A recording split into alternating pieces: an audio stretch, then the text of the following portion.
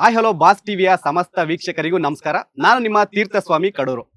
IPL 2025ನೇ season ಅದ್ದೂರಿಯಾಗಿ ಪ್ರಾರಂಭಗೊಂಡು ಶುಭಾರಂಭಗೊಂಡು ಮುನ್ನುಗ್ತಾ ಹೋಗ್ತಾ ಇದೆ. ಇದರ ನಡುವೆ RCB ಫ್ಯಾನ್ಸ್ಗೆ ಒಂದು ರೀತಿ ಹಬ್ಬದ ವಾತಾವರಣ. ಯಾಕಂದ್ರೆ CSK ಮತ್ತು RCB ನಡುವೆ ಚಿನ್ನಸ್ವಾಮಿ ಸ್ಟೇಡಿಯಂನಲ್ಲಿ ಮೇ 3ನೇ ತಾರೀಕು ಒಂದು ಹೈ ವೋಲ್ಟೇಜ್ ಮ್ಯಾಚ್ ನಡೀತಾ ಇದೆ.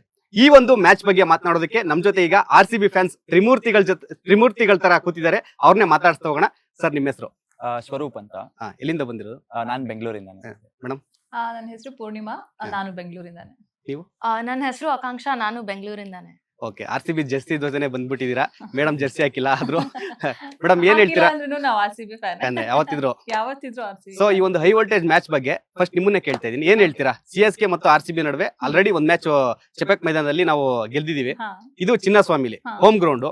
ಏನ್ ಹೇಳ್ತೀರಾ? ಯಾವ ತರ ಇರುತ್ತೆ ಮ್ಯಾಚ್? ಡೆಫಿನೆಟ್ಲಿ RCB ಮತ್ತೆ ಚೆನ್ನೈ ಅಂದ್ರೆ high voltage match for sure. ಇವರು ಆಲ್ರೆಡಿ ಒಂದ್ ವಿನ್ನಿಂಗ್ 2-3 ಕಂಟಿನ್ಯೂಸ್ ವಿನ್ನಿಂಗ್ ಆಗಿರೋದ್ರಿಂದ ಒಂದ್ ಮೊಮೆಂಟಮ್ ಅಲ್ಲಿ ಇದಾರೆ. ಪಕ್ಕ ವಿನ್ ಆಗೇ ಆಗ್ತಾರೆ. ಚಪಾಕಲ್ಲೇ ಹೋಗಿ ಸೋಲ್ಸ್ ಬಂದಿದೀವಿ ಅಂದ್ರೆ ಇಲ್ಲಿ ವಿತ್ RCB ಫ್ಯಾನ್ ಸಪೋರ್ಟ್ ಪಕ್ಕ ವಿನ್ ಆಗೇ ಆಗ್ತಾರೆ. ಆ ಕಾನ್ಫಿಡೆನ್ಸ್ 100% ಇದೆ. ಆಲ್ರೆಡಿ CSK ಎಲಿಮಿನೇಟ್ ಆಗಿದೆ ಅಂದ್ರೆ ರೇಸ್ ಅಲ್ಲೇ ಇಲ್ಲ ಅವರು. ನಾವ್ ಸುಮ್ನೆ ಆಟ ಆಡ್ತಿದೀವಿ ಅಷ್ಟೇ ಅವ್ರ ಜೊತೆ. ಅವ್ರಿಗೆ ಬೇಜಾರಾಗಬಾರ್ದು ಅಂತ ಅವ್ರ ಜೊತೆ ಆಟ ಆಡ್ತಿದೀವಿ. ಬೈ ಚಾನ್ಸ್ ಏನಾದ್ರು ಇದೆಯಾ RCB ಗೆ ಏನಾದ್ರು ಮೈನಸ್ ಆಗೋ ಚಾನ್ಸ್ ಇದೆಯಾ ಆ ಮ್ಯಾಚ್ ಅಲ್ಲಿ?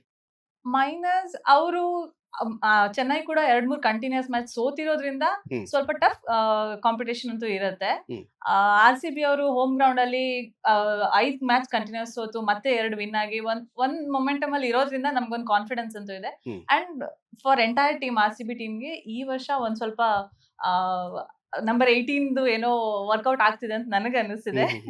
ಅದಕ್ಕೋಸ್ಕರ ಅವರು ಚೆನ್ನಾಗಿ ಅವ್ರನ್ನ ಹೊಡೆದು ಕಳಿಸ್ತಾರೆ ಅನ್ನೋ ಕಾನ್ಫಿಡೆನ್ಸ್. ಓಕೆ, ನೀವು ಲಾಸ್ಟ್ ಮ್ಯಾಚ್ ಅಲ್ಲಿ ನೆನಪಿದೆ, ನೀವು ಸ್ಟೇಡಿಯಂ ಹತ್ರ ಹೇಳಿದ್ರಿ ಈ ಸೀಸನ್ ಅಲ್ಲಿ ಅನ್ಲಕ್ಕಿ ಆಗಿತ್ತು, ಬಟ್ ನೆಕ್ಸ್ಟ್ ಮ್ಯಾಚ್ ಗೆಲ್ತಾರೆ ಅಂತ ಹೇಳಿದ್ರೆ ಅದೇ ತರ ಗೆಲ್ತು. ಅದ್ರ ಬಗ್ಗೆ ಏನ್ ಹೇಳ್ತೀರಾ? ನಾನ್ ಹೋಗಿರೋ ಮ್ಯಾಚ್ ಸೋತಿರೋದ್ರ ಬಗ್ಗೆ ಬೇಜಾರಿತ್ತು. ಬಟ್ ಆ ಒಂದು ನೇಮ್ ಇತ್ತಲ್ಲ, ಹೋಮ್ ಗ್ರೌಂಡ್ ಅಲ್ಲಿ ವಿನ್ ಆಗೋದೇ ಇಲ್ಲ, ಮನೇಲಿ ವಿನ್ ಆಗೋದೇ ಇಲ್ಲ ಅನ್ನೋದು, ಅದನ್ನ ಅಳಿಸಾಕಿದ್ದಾರೆ. ಅದ್ರ ಬಗ್ಗೆ ತುಂಬಾ ಖುಷಿ ಇದೆ. ಅಂಡ್ ಅದೇ ಈ ಸೀಸನ್ ಯಾಕೋ ನಮ್ಗೆಲ್ಲಾರ್ಗು ಪ್ರತಿ ವರ್ಷ ನಾವ್ ಹೇಳ್ತೀವಿ ಈ ಸಲ ಕಪ್ ನಮ್ದೆ, ಈ ಸಲ ಕಪ್ ನಮ್ದೆ ಅಂತ. ಒಳಗಡೆ ನಮ್ ಮನೆ ದೇವ್ರ ಸತ್ಯ ನಮಗ್ ಗೊತ್ತಿರುತ್ತೆ.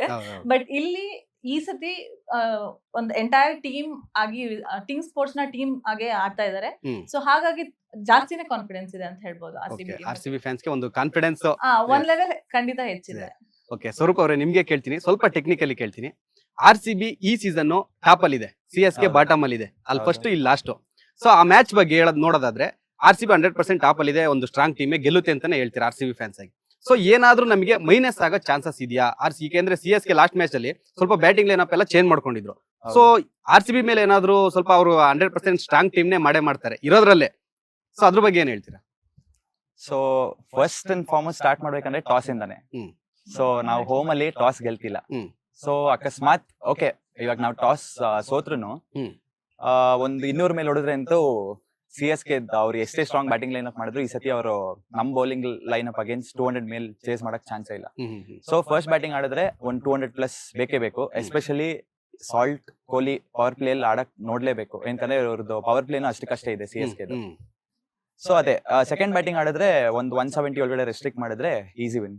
ಓಕೆ, ಸೊ ನನ್ಗೇನ್ ಅನ್ಸುತ್ತೆ, RCB ಇವಾಗ ಸ್ಟ್ರಾಂಗ್ ಟೀಮ್ ಇದೆ, ಓಪನಿಂಗ್ ಕೂಡ ಸ್ಟ್ರಾಂಗ್, ಆದ್ರೂ ಕೂಡ ಏನಾದ್ರು ಚೇಂಜಸ್ ಮಾಡೋದಿದ್ರೆ ಎಲ್ಲಿ ಚೇಂಜಸ್ ಮಾಡ್ಬೇಕು, ಯಾವ ಪ್ಲೇಯರ್ಸ್ ಅನ್ನ ಚೇಂಜಸ್ ಮಾಡಿ? ಅದೇ ಮೊನ್ನೆ ಇನ್ಸ್ಟಾಲ್ ನೋಡ್ಬೇಕಂದ್ರೆ ಒಬ್ರು ಟ್ರೋಲ್ ಪೇಜ್ ಅವರು ಒಂದು ಇಂಟ್ರೆಸ್ಟಿಂಗ್ ಫ್ಯಾಕ್ಟ್ ಹೇಳಿದ್ರು.